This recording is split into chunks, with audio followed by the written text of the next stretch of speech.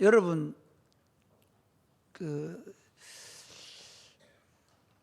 사람들이 요즘에 가면 갈수록 다 편리함을 좋아합니다.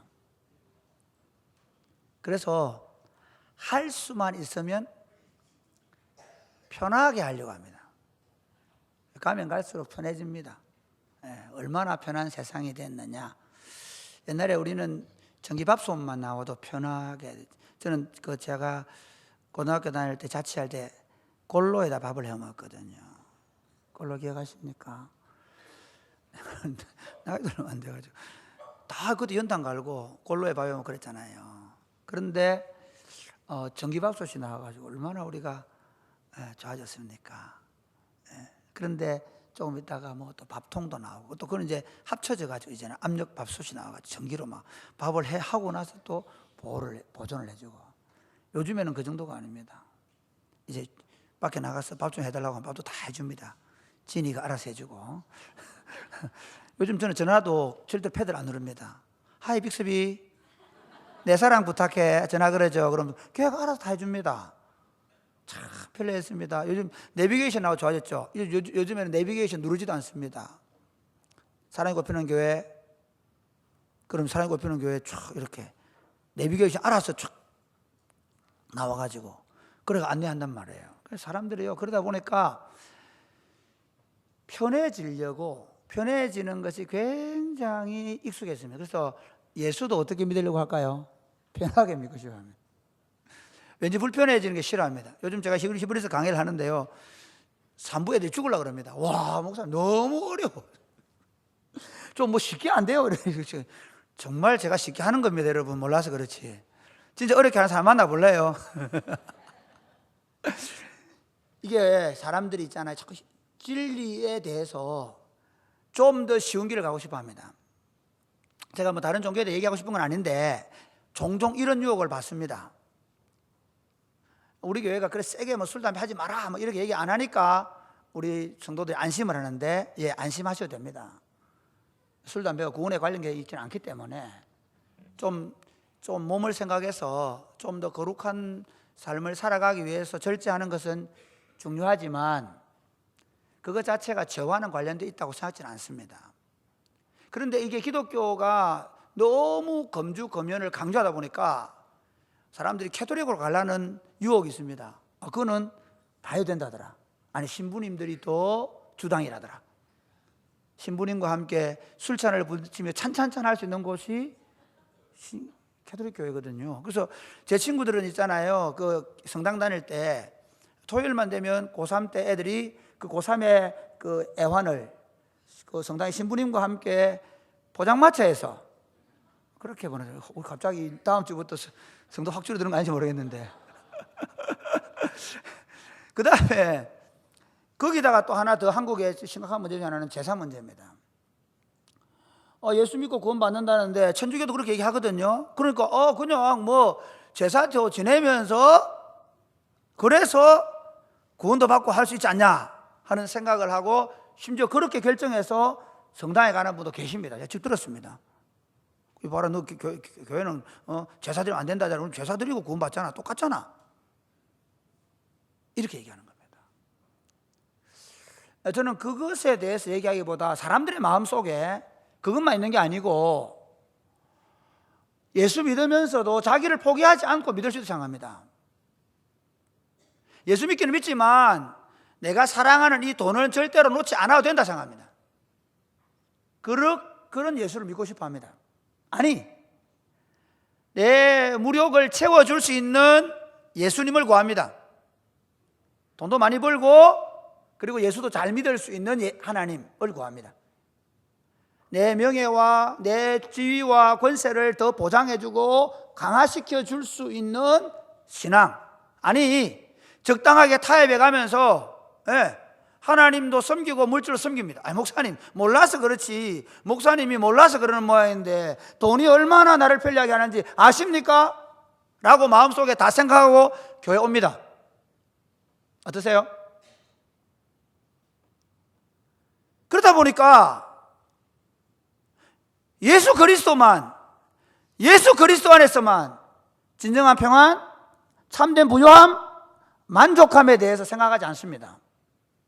너무 처음에 세게 얘기해가지고 여러분 좀 어렵는데요. 이게 우리가 지금 히브리서를 읽고 있는 배경과 좀 흡사합니다. 이 히브리서의 배경은 교회 안에 들어와 있는 유대인들에게 쓴 편지입니다. 이 사람들이 적어도 10년 전에 15년 전에 또는 5년 전에도 마찬가지로 이 사람들이 유대 회당에 나가는 사람들이었습니다. 그들이 지금 교회에서 들고 있는 성경책이나 유대 교회에서 회당에서 들고 있는 성경이 똑같은 성경책입니다. 그런데 유대교회 회당에서는 아직 메시아가 안 왔다 그럽니다.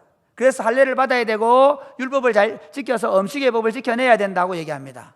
그리고 유월절이나 맥주절이나 장막절이 되면 성전에 가서 제사를 드립니다. 그런데 이제 회당으로 해서 교회로 옮겨왔는데 교회는 예수 그리스도가 모든 율법을 완성시켰다 그럽니다. 이제는 더 이상 제사 지내지 않아도 된다 합니다. 할례 받지 않아도 된다고 얘기합니다. 근데 거기까지만 하면 좋은데, 그래서 예수를 믿었는데 문제는 뭔가 하니까 이 회당에 나가는 것과 이 교회에 가는 차이가 너무 큽니다. 왜냐하면 회당에 나가면 박해를 안 받습니다. 이미 오래전부터 그 유대인들이 살고 있는 공동체를 알기 때문에 로마 당국자들이 회당에 있는 유대인들은 박해를 안 합니다. 그런데 교회를 향해서는 화형을 시키고 감옥에 가두고 재산을 몰수하고 어려운 일을 당합니다. 가족이 잡혀가고 죽임을 당합니다. 극명한 차이가 있습니다. 불과 회당에 나갈 때 5년 전에 10년 전에 15년 전에는 생각하지 못한 일이 교회에서 발생을 했습니다. 그러면서 한 사람 두 사람 이렇게 생각합니다. 교회 다니나 회당에 나가나, 예수를 메시아로 믿으나 아직 메시아가 안 왔다고 믿으나 뭐 그렇게 차이가 나노? 여전히 나는 할례 받은 사람이고 나는 교회에 나와도 여전히 음식의 법을 지키고 있고, 그런데 내가 뭐 그렇게 굳이 교회에 나가야 되노? 그래서 회당에 나가고 싶은 마음이 많았습니다. 그런 그들에게 절대로 그럴 수 없다는 것입니다.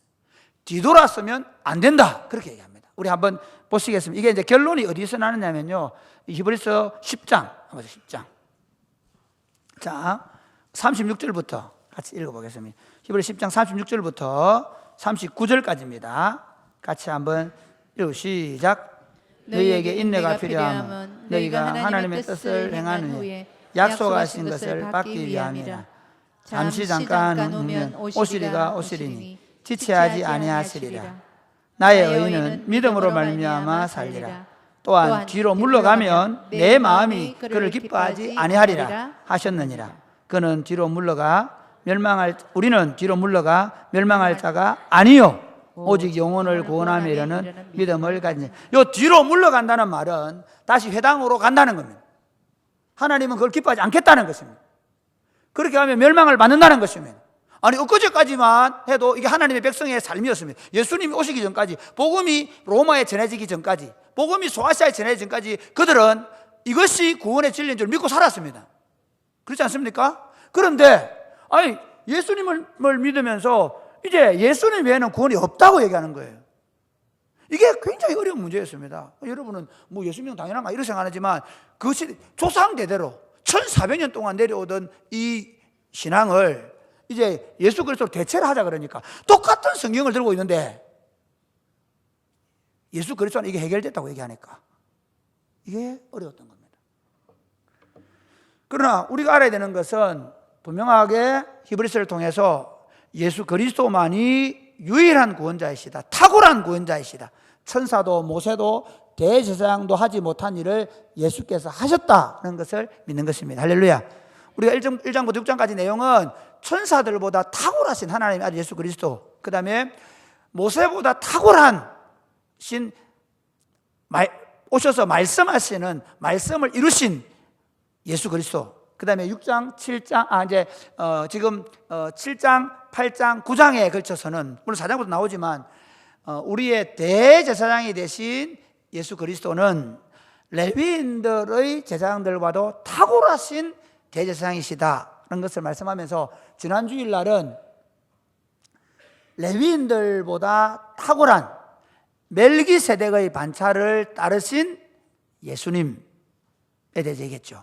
이번 주는 뭐냐면 땅에 있는 성소를 섬기는 대제사장보다 탁월하신 하늘 성소에서 섬기시는 대제사장 예수님에 대하여 말씀해 주는 겁니다.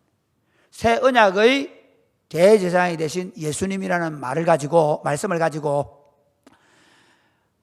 땅의 성소에서 섬기던 레위인들의 제사를 폐하시고 하늘 성소의 문을 열어 제끼시고 그리고 그 하늘 성소에서 하나님을 예배하게 하신 하나님을 우리가 보아야 한다는 것입니다. 할렐루야. 여러분, 그래서 첫 번째 주제가 뭐냐면 새 언약의 중보자이신 예수 그리스도는 하늘의 장막에서 대제사장으로 중보하고 계신다는 것입니다. 같이 여러분, 하늘의 장막에서 중보하고 계신다. 여러분, 저는 저희 집사람한테 이 설교 준비하면서 좀 미안함이 하나 있더라고요. 뭔가 하면 아직 한 번도 아파트 분양하는 사무실에 가본 적이 없어요. 아파트 분양하면 사무실 옆에 뭐가 있습니까? 모델하우스 있잖아요. 모델하우스를 가본 적이 없어요. 혹시 가봤어요? 내 몰래? 왜 갈 이유가 없어요. 왜냐하면 가면 목사님들은 교회에서 사택을 주니까 모델하우스를 한번 안 가봤어요. 우리 집사님들, 권사님들 모델하우스 같은 기쁨을 아세요? 가지고 계세요? 모델하우스 가보셨죠? 어때요? 우리 권사님들 중에는 입이 이만큼 나오고 나는 못 가봤는데 뭐 이런 분 계실지 모르겠는데 모델하우스 가면 참 느낌이 다르죠? 안 가봐도 알 것 같아요. 네, 모델하우스 가면 집이 사실 그거 다 밖에는 다 뭡니까? 그 가건물입니다. 근데 안에는 들어가 보면 원래 실제 아파트의 모습을 쫙 해놨잖아요. 근데 지금 내가 살고 있는 집하고는 완전히 다른 거거든. 너무 좋은 이야, 그래서 그래가지고, 남편한테 바로 전화하죠. 하나 하자, 하자 하면 남자들이 돈 있어서 합니까? 아닙니다. 그 목소리에 눌리갑니다. 그리고 또 자존심 있지. 하지 말자, 뭐 돈이 어딨노? 이렇게 말하기가 좀 그래서 하죠. 질러버립니다. 그래가지고 이제 아파트가 올라갈 때 어떻습니까? 그 아파트 올라간다고 다른 사람 아무 관심 없습니다. 그리 지나가도 공사하는지 아닌지 모릅니다, 잘. 그런데 구조물 설치할 때부터 언제 가노? 그러겠죠? 그래가지고 아파트가 딱 지어지고 나면 어때요? 아파트 입주 시작되죠. 입주가 시작되고 입주가 완료되고 나면 모델하우스 어떻게 돼요? 혹시 이런 분 계세요? 요즘에 너무 어려워가 신랑이 돈이 잘 안 되는 기라 그래가지고 매달 60만 원씩 꼬박꼬박 이자하고 원금 갚아 나가는데 너무 힘들어가지고 혹시 철거된 모델하우스 가서 사실 분 계세요? 이거라도 괜찮다? 없죠. 바로 오늘 이 성경이 그 얘기를 하고 있는 거예요. 자, 1절 말씀 한번 보시죠. 1절 말씀 시작. 지금 우리가 하는 말의 요점은 이러한 대제사장이 우리에게 있다는 것이라. 그는 하늘에서 지극히 크신 이의 보좌 우편에 앉으셨으니. 우리에게 있는 대제사장이 있는데 이분이 멜기세덱의 반차를 따라서 이제 레위인들과는 전혀 다른 방식으로 오신 제사장인데 이분이 우리를 이끄시고 하나님 보좌 우편에 앉으셨다. 그러니까 하나님 지극히 크신 이의 보좌 우편에 앉았다. 이 말은 왜 지극히 크신 이라고 하냐면 히브리인들은요 절대 하나님 이름 못 불러요. 그러니까 다른 성경은 보면 하나님이라고 말하는데 히브리서를 읽다 보면 계속해서 지극히 높으시니 지극히 크시니 이런 말을 쓰는 이유가 뭐냐면요 이거를 읽는 유대인들은 하나님이라는 이름을 못 불러요. 그만큼 하나님을 두려워하고 무서워해요. 하나님 가까이 못 가요. 얼마나 무서워하는가 하면요 십계명을 받을 때 그들은 그 시내산에 가까이에 못 가요. 모세만 올라가요. 그들은 그 밖에서 벌벌 떨고 있는 거예요. 바다 올 때까지. 그리고 모세가 하나님 만나고 오는데 그 영광이 너무 광채가 빛나가지고 모세가 영광 얼굴 가려야 될 정도로 그래서 하나님을 대면했다는 이런 엄청난 영광이에요. 여러분 만약에 혹시 요즘 좀 실해서 그렇긴 한데 착한 일이야 이게. 내가 청와대로 부름 받아갔다. 그래서 욕할 거죠 또 여러분. 저는 갈 거예요 부른다 하면 가가지고 문재인 대통령이 독대 좀 하자. 요즘 시국에 대해서 좀 얘기하자. 그리고 왔다 하면 제가 여러분 다른 데 갔다 온 얘기는 잘 별로 안 합니다. 지난주에 내가 총회장을 만나 이런 얘기 잘 안 합니다.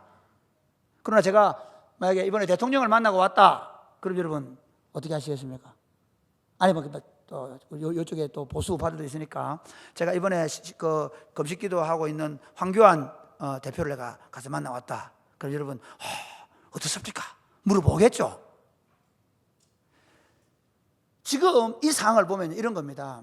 유대인들은 진짜 하나님을 만난다는 생각도 못합니다.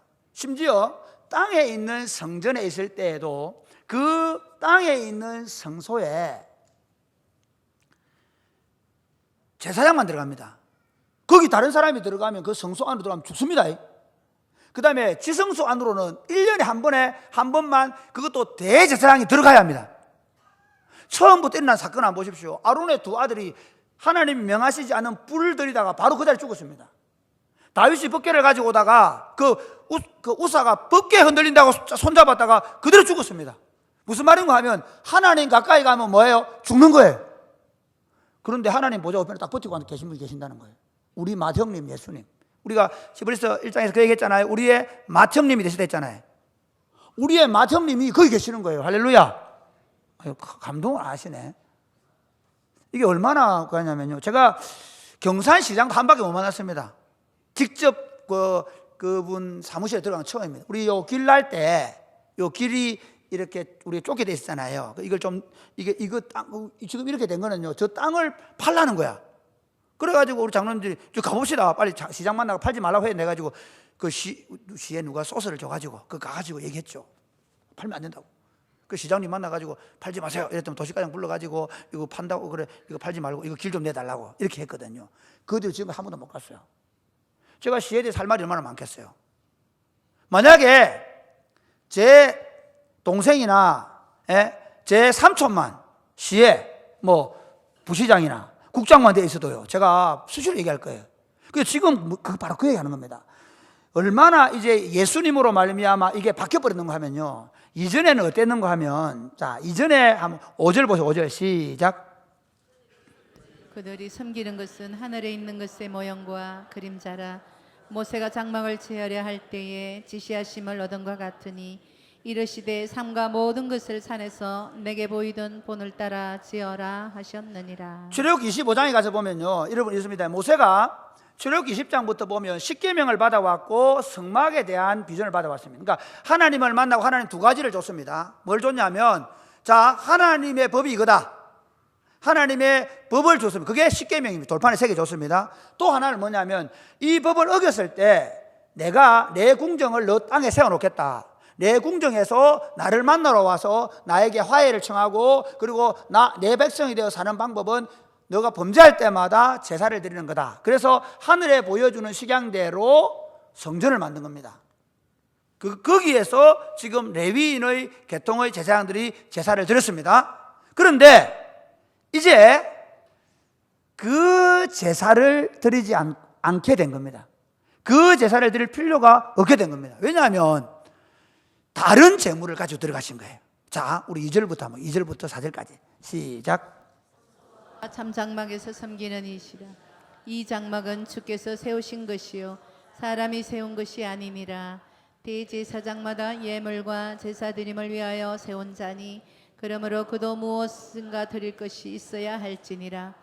예수께서 만일 땅에 계셨더라면 제사장이 되지 아니하셨을 것이니 이는 율법을 따라 예물을 드리는 제사장이 있음이라. 지금도 이 편지를 받는 히브리인들의 입장에서 보면요, 여전히 지금 유대에서 아직 로마의 티투스 장군이 성전을 폐하지 않은 상태였거든요. 멸망시키지 않은 상태입니다. 그러니까 지금도 그들은, 땅에 있는 제사장들은 짐승의 피를 가지고 제사를 드리고 있습니다. 그 유대인들은 그렇게 희생 제사를 드림으로 용서를 받는다고 생각을 했습니다. 그런데 예수님은 다른 재물을 가지고 간 겁니다. 자기 피를 가지고 성소로 들어가셔서 십자가의 죽으심으로 말미암아 한 번에 영원한 속죄의 제사를 드린 줄 믿으시기를 바랍니다. 이걸 9장에서 상세히 설명을 할 겁니다. 다음 주에.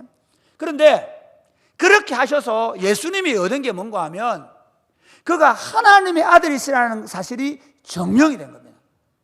여러분, 이게 무슨 말인가 하면요, 예수님이 우리를 위해 십자가에 돌아가셨습니다. 믿으십니까? 예수님이 십자가에 돌아가셨는데 이 예수님의 십자가에 돌아가심이 하나님의 아들로서 죽었다는 사실을 어떻게 증명할 수 있습니까? 어떻게 증명할 수 있습니까? 로마 4장 25절 말씀 한번 읽어보겠습니다. 로마 4장 시작. 예수는 우리가 범죄한 것 때문에 내줌이 되고 또한 우리를 의롭다 하시기 위하여 살아나셨느니라. 예수님이 우리 범죄 때문에 내어주신 것을 이해하겠는데 그 하나님의 아들은 증거가 뭡니까? 부활이 없다면 예수는 하나님의 아들이라는 증거가 없습니다. 그런데 예수님께서 죽은 지 사흘 만에 하나님께서 그를 살리심으로 말미암아 그가 죄 없는 하나님의 아들이심이 증거되셔서 그 예수를 믿는 모든 자들이 예수님 안에서 의롭게 된 줄 믿으시기를 주님의 이름 축복합니다. 할렐루야. 예수 그리스도가 죄 없는 분으로 우리 죄를 대속하셨기 때문에 우리가 의롭게 되었다는 사실을 예수님의 부활이 증명했습니다. 그리고는 그 부활로 말미암아 하나님께서 어떻게 하시는가 하면 그에게 마태복음 28장 18절에 보면 하늘과 땅의 모든 권세를 그에게 주셨습니다. 그리고 사도행전 1장 5절부터 한번 보겠습니다. 한번 같이 읽어볼까요? 사도행전 1장 시작. 이 말씀을 마치시고 그들이 보는데 올려져 가시니 구름이 그를 가려 보이지 않게 하더라. 이 말씀을 하시고 뭐 한다고요? 보는 이 앞에 9절부터 이 말씀을 하시고 왜 올라갔을까요? 생각해 보세요. 목사님 올라갔다 하는 거죠. 이렇게 성경을 보시는 분이 계신데 성경은 철저하게 예수 그리스도가 하나님의 아들이시라는 것을 증명하기 위해 쓴 책입니다. 예수님이 교회로 하여금 예수님을 십자가에 매달아 놓으면 안 된다는 겁니다. 심지어 교회가 예수님의 빈무드만 보고 있으면 안 된다는 겁니다. 교회가 바라보아야 될 게 뭐냐? 사도행전을 시작하면서 사도행전 1장 9절에서 왜 예수님이 그들이 보는 데서 하늘로 올라가시는 것을 기록해 놓았냐면 지금부터 이루어지는 모든 교회는 사도행전적 교회거든요.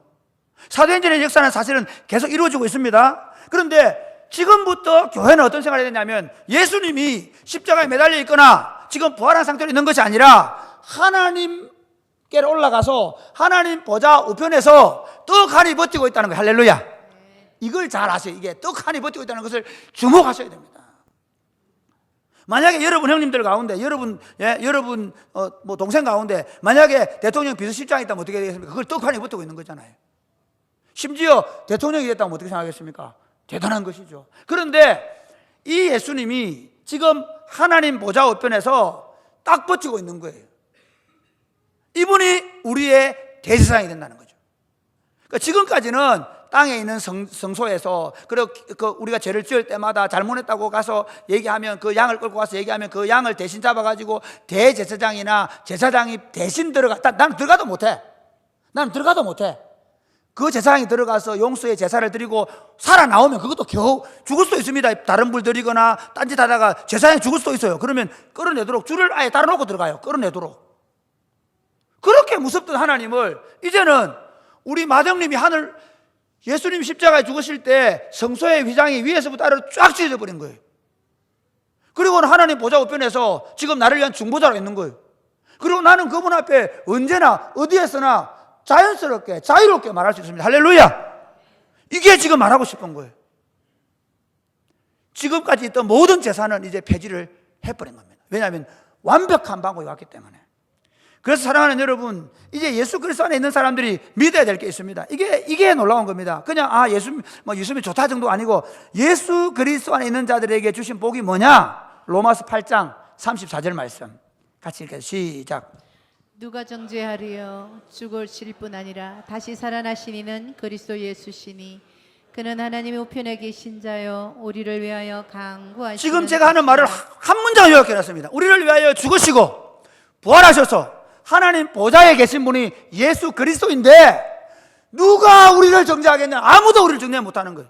자, 이거를 히브리서를 읽는 지금 이 사람들에게 말해주는 거예요. 사실은 이해가 되시겠습니까?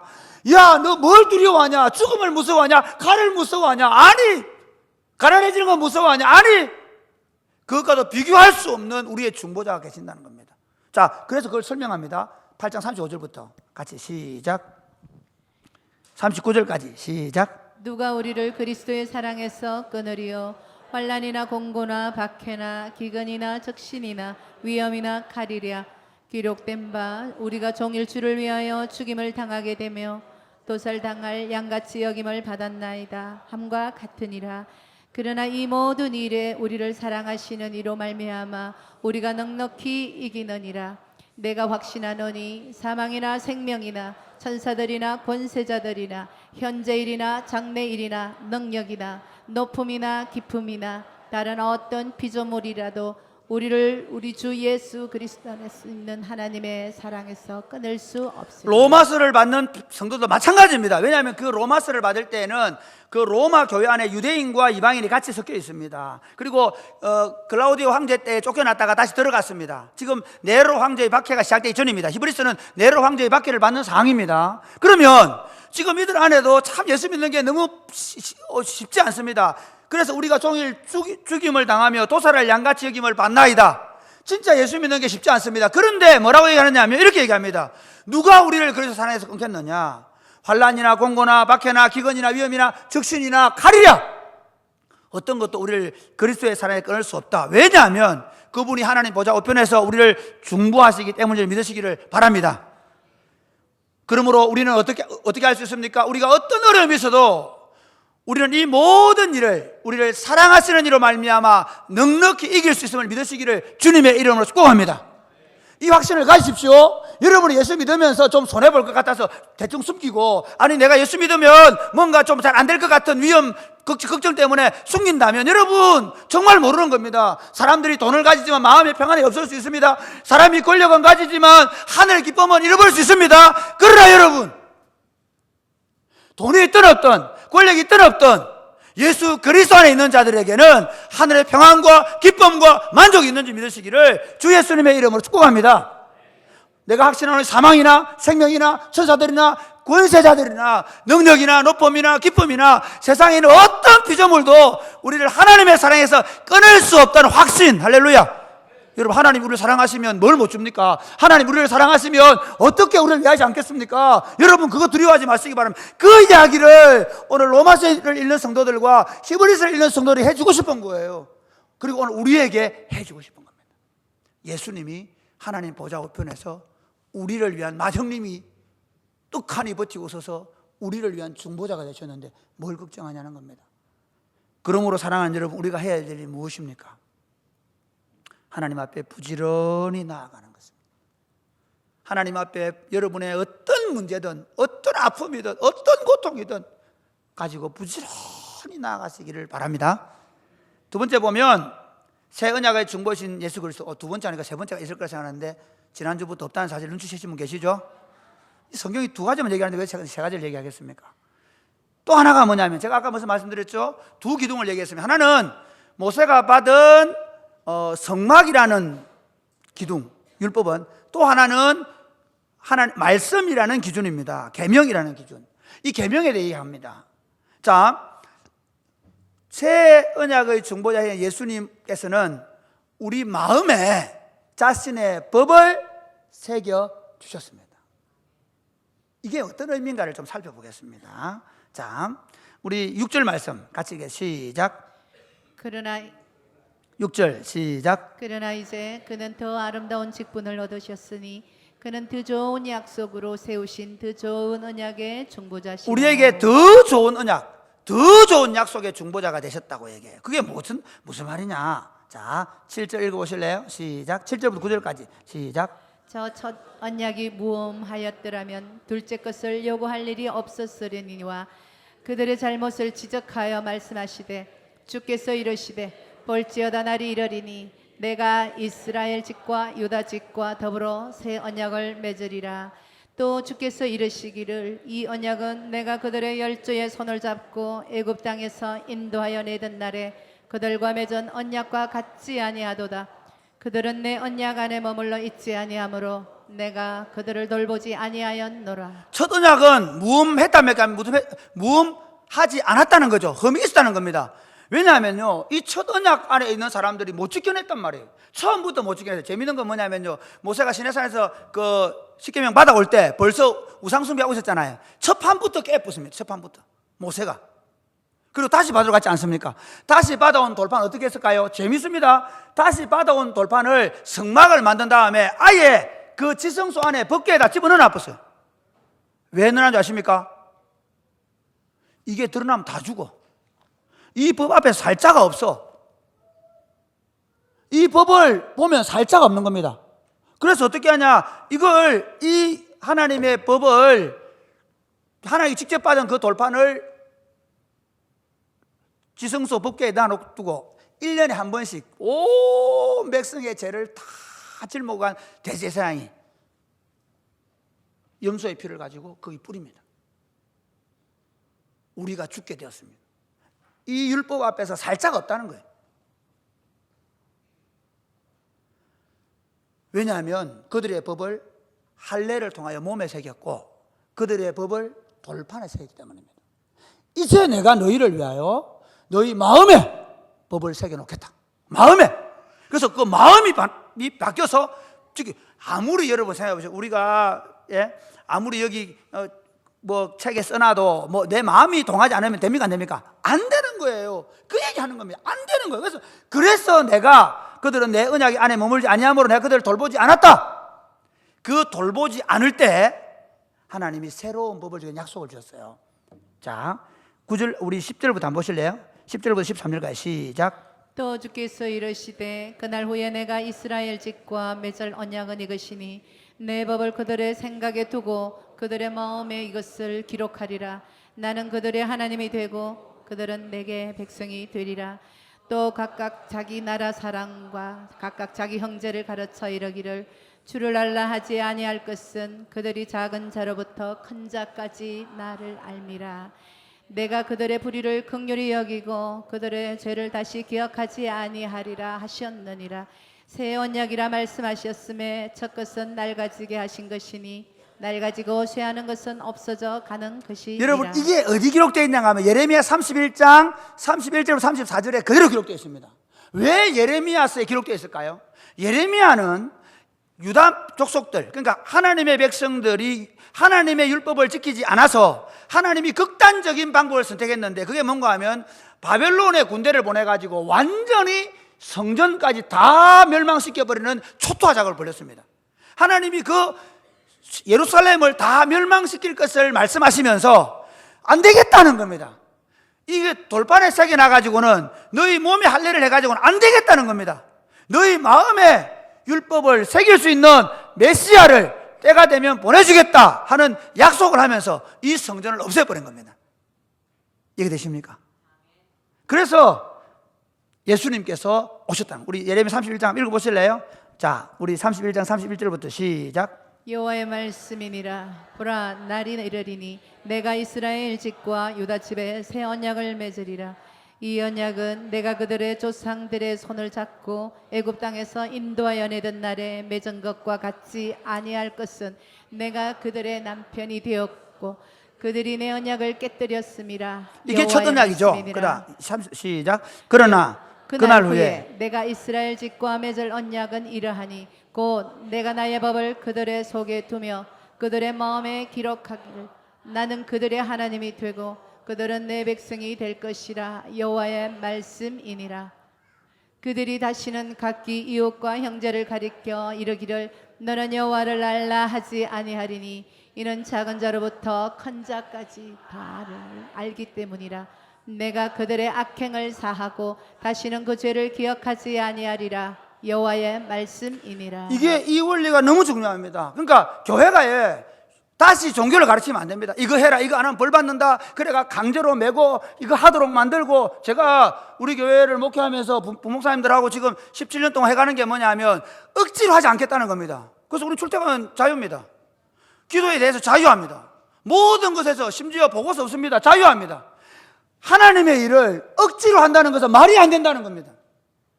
여러분, 제가 교회 공동체 안에서 가능하면 자유를 주는 이유, 우리 목사님 자유 아닙니다. 그렇지 않습니다. 여러분의 마음이 하나님을 향하여 불붙기를 주님의 일을 축복합니다. 우리가 사역자들이 함께 17년 같이 있는 부목사님들의 강사님 얘기 들어보면 재밌습니다. 실제로 그래요. 오히려 제가 대부분 부목사님들이나 다른 교회 보면요 3년 4년 매너리 빠져버려요. 왜? 시키는 일만 하니까. 계속 지시하고 감독하고 보고서 올려야 하니까. 그런데 우리가 바뀐 게 뭔가 하면 우리가 서로를 신뢰하고 믿어주고 기다려주고 참아주고 뭐 안 돼도 어쩔 수 없는 상황으로 만들어서 하다 보니까 어떻게 자기 일을 스스로 하는 거죠.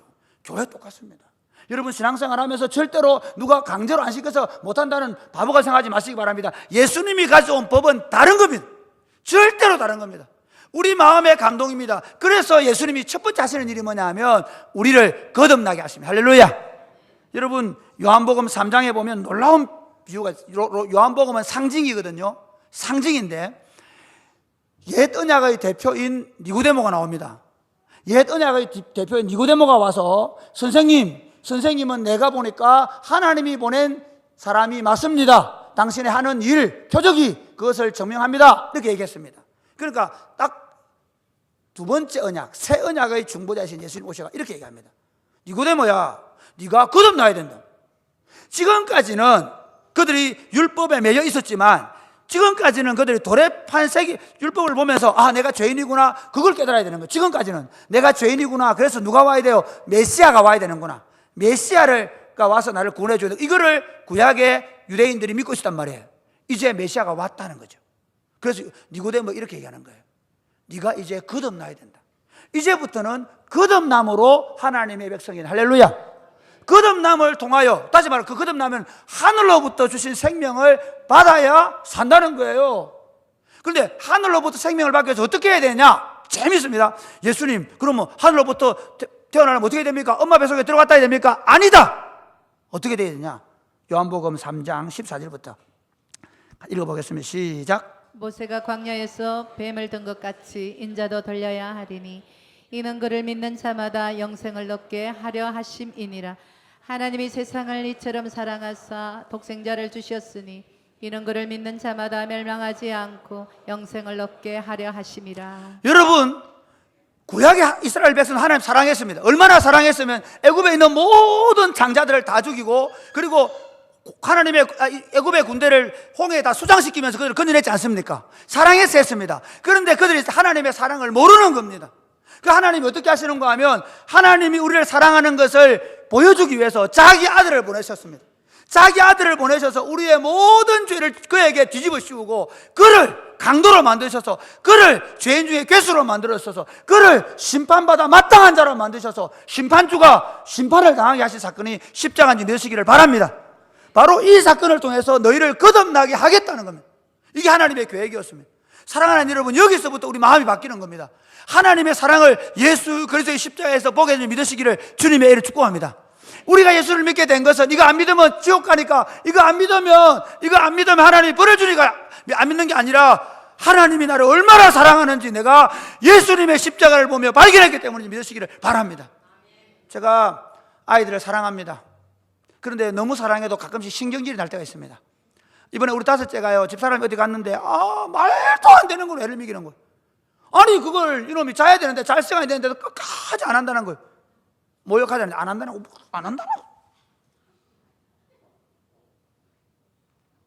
정말 밤에 아빠가 딸에게 모욕시키는 건 보통이 아닙니다. 그래서 제가 어떻게 너무 화가 나가지고 이 아이를 데리고, 야 안 되겠다, 집 나가자 니는. 문을 열어서 딱 내보내는데 내 충격을 받아요. 이 아이가 트라우마가 있을 텐데 내가 얼른 끌어들였어요. 꼭 안았어요. 그러고 미안하다. 미안하다. 아빠가 미안해. 이렇게 하면 안 되는데 아빠가 잘못했어. 용서해줘. 네가 아무리 고집 부려도 아빠는 그렇게 하면 안 돼. 그래, 내가 그렇게 해서 미안해. 그러니까 우리 딸이 알았어 그러더라고요. 그래서 우리 사이가 그렇게 좋아졌습니다. 제가 무슨 얘기하고 싶으냐면요, 우리가 그냥 너 사랑한다, 그래가 밥도 주고 다 하지만, 그러나 진짜 이 아이를, 그때 제 마음속에 그런 게 있죠. 이 애를 이렇게 시키면 안 되겠다, 이 애를 이렇게 말 안 듣는다고 징계하고 말 안 한다고 문 밖에 내보내고 그러면 안 되겠다. 내가 이 아이를 사랑해 줘야 되겠다. 진짜 사랑해 줘야 되겠다. 하나님 우리 그렇게 하신 거예요. 말씀하시고, 그리고 우리가 하나님 앞에 재물을 가지고 오는 정도가 아니라 이제는 자기가 직접 재물이 되셔서 오셔서 우리를 위해 죽어주심으로 우리 마음을 바꾸는 겁니다. 할렐루야. 그것만 아닙니다. 거기다가 우리에게 하나님께서 새 영을 주셨습니다. 새 생명을 주시고 그 새롭게 끝없는 생명 속에 하늘의 영을 부으시니 믿으시기를 바랍니다. 그래서 말씀을 지키겠습니다. 자, 요한복음 14장 한번 보실래요? 자, 14장 15절부터 시작. 14장 15절 시작. 너희가 나를 사랑하면 나의 계명을 지키리라. 내가 아버지께 구하겠으니 그가 또 다른 보혜사를 너희에게 주사 영원토록 너희와 함께 하리니 그는 진리의 영이라. 세상은 능히 그를 받지 못하나니 이는 그를 보지도 못하고 알지도 못함이라. 그러나 너희는 그를 아나니 그는 너희와 함께 거하시며 또 너희 속에 계시겠음이라. 내가 너희를 고아와 같이 버려두지 아니하고 너희에게로 오리라. 조금 있으면 세상은 다시 나를 보지 못할 것이로되 너희는 나를 보리니 이는 내가 살아있고 너희도 살아있겠음이라. 그날에는 내가 아버지 안에 너희가 내 안에 내가 너희 안에 있는 것을 너희가 알리라. 나의 계명을 지키는 자라야 나의 사랑하는 자니 나를 사랑하는 자는 내 아버지께 사랑을 받을 것이요 나도 그를 사랑하여 그에게 나를 나타내리라. 여러분, 이게 계명에 대해서 얘기하면서 안에 얘기해. 그러니까 지금까지 내 계명을 못 지킨 이유는 뭐냐면 너희가 내 안에 있지 않았기 때문이라는 겁니다. 그래서 이제부터 내가 진리의 영이 성령을 보내겠다. 내 영을 보내겠다. 나는 아버지 앞에서 너희를 위해 중보하고 그리고 내 영을 너희에게 보내는데 너희 안에 있게 해주겠다. 그래서 내가 아버지 안에 있는 것처럼 너희가 내 안에 있고 내 안에 있어서 아버지 안에 있을 것이다. 내가 아버지를 사랑해서 그 계명을 지키는 것처럼 너희가 내 계명을 따라 지키게 되면 내 아버지의 사랑을 너희가 받게 될 것이고 그리고 나도 너에게 나를 나타낼 것이다. 그러니까 이제부터 우리 마음에 하나님의 영이 오셔서 그 하나님의 영이 우리를 예수님이 하신 말씀을 기억나게 만들고 하나님의 말씀대로 지키게 만들고 하나님의 말씀대로 살도록 우리를 이끌어 가시겠다고 약속하셔서 성령이 오신 줄 믿으시기를 바랍니다. 그래서 사도행전 1장에서 하늘로 올라가시고 성령이 내려온 스토리를 거기 쓰는 것입니다. 반드시 하나님의 교회는 바로 그 성령이 오셔서 우리가 아버지 안에, 아버지가 우리 안에, 우리가 예수 안에, 예수가 우리 안에 있는 삶을 살게 되었습니다. 그러면 이제 마태복음 5장의 산상수훈이 이해가 되는 것입니다. 옛사람의 일렀거니와 너희가 살인하지 말라 그랬는데 그래서 그들은 살인 안 하면 된다 생각했습니다. 안 된다. 이제 너희 마음으로 형제를 미워하는 것도 살인하는 것이 된다. 그래서 어떻게 합니까? 예수 믿는 사람은 안 죽이면 되지 뭐. 저 사람한테 내가 행동 안 하면 되지. 아니, 마음으로도 미워할 수 없는 겁니다. 그러니까 우리가 우리 마음속에 누군가를 계속 미워하고 있으면 이건 심각한 문제입니다. 하나님은 우리에게 우리 마음에 얼마나 불편해 하시는가 하면요, 내가 누구를 미워하고 있고 누군가에 대해서 경쟁하는 심리를 가지고 있고 그러면 이게 괴로워하신다. 믿으시면 아멘 하시기 바랍니다. 제가 지난 주일날 우리 토요일 날은 3040하고 운동을 하다 보니까 참 잘해요. 내가 볼 때 우리 3040들은 제가 공을 이렇게 좀 드리블을 해가다가도 발 안 집어넣어요. 근데 그런 새끼들은 있잖아요.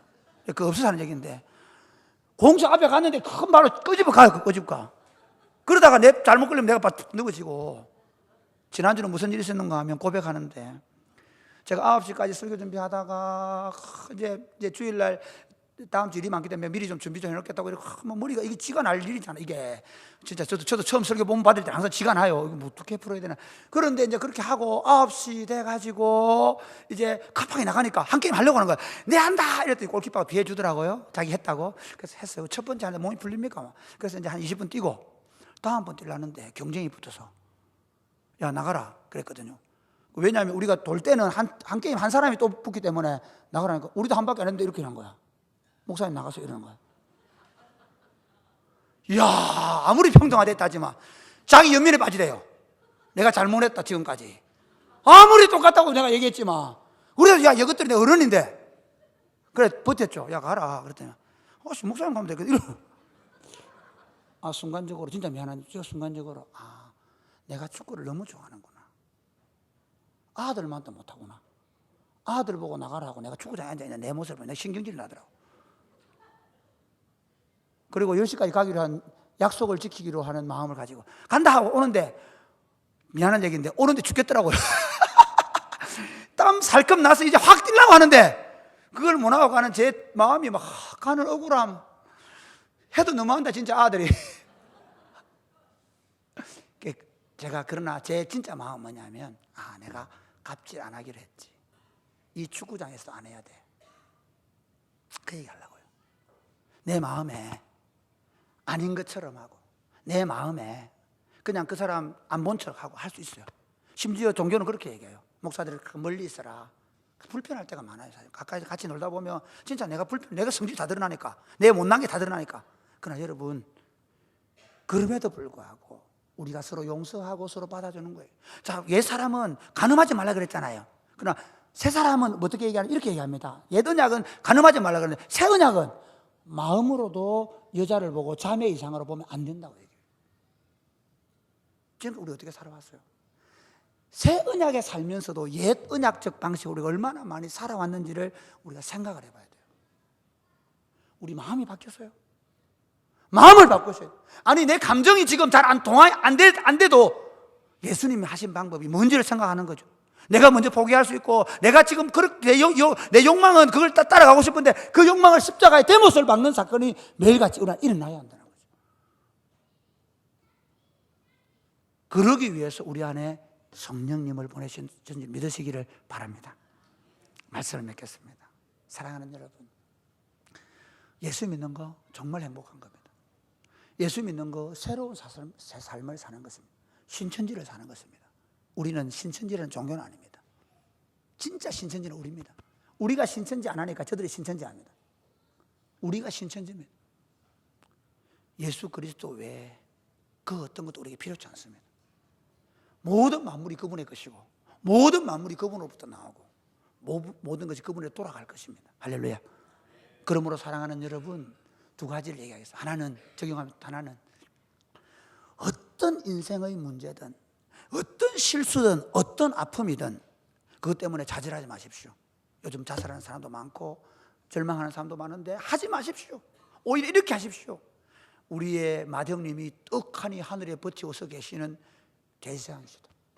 그 맏형님한테 당당하게 휘장을 지나 담대히 주님의 보좌 앞에 담대히 나아가서 여러분의 실수, 여러분의 잘못, 여러분의 고통, 여러분의 아픔을 아뢰시기를 주님의 이름으로 축복합니다. 또 하나는 여러분, 우리는 거듭났을 뿐만 아니라 혹시 거듭나지 않은 분은 예수 그리스도를 여러분의 인생의 구주와 주인으로 모셔드려서 위로부터 생명을 받으시기 바랍니다. 그리고 마음으로 할례를 받고 그리고 그 마음에 성령을 받아서 그 성령께서 여러분을 지배하시도록 끊임없이 성령 충만을 구하시기를 바랍니다. 술 취하지 말라, 이는 방탕한 것이니 오직 성령의 충만을. 이 말의 의미는 뭐냐면 세상에 취해버리면 우리는 방탕하게 될 것입니다. 성령 충만 받아서 성령의 인도하심과 지도하심을 받아 살아가기만 하면 생명과 평안의 길이 여러분에게 열릴 줄로 믿습니다. 아멘.